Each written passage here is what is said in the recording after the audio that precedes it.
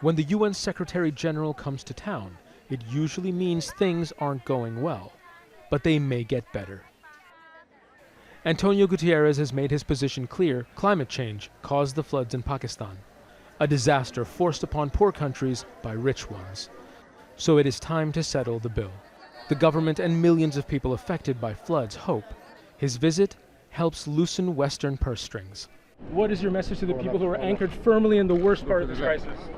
My message is that the world has a responsibility to support them, that the world must help Pakistan at the present moment for Pakistan to be able to rescue all the people in those dramatic circumstances. The UN delegation has heard first-hand accounts from survivors and rescue teams of tragedy, suffering, and growing desperation.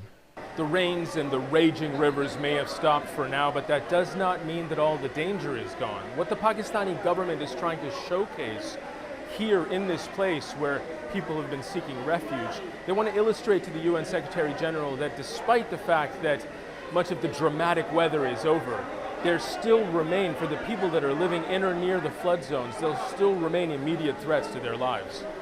Nowhere more so than in Sindh province, where earlier this week there was a forced breach of the country's largest freshwater lake. Settlements sacrificed to save cities. And remote villages is where people need the most help. I think people are slow to react because the problem is so big that it seems unapproachable. And the first thing is to just take a first step and get your team here, get your boots on the ground. Volunteers say the government must cut through red tape.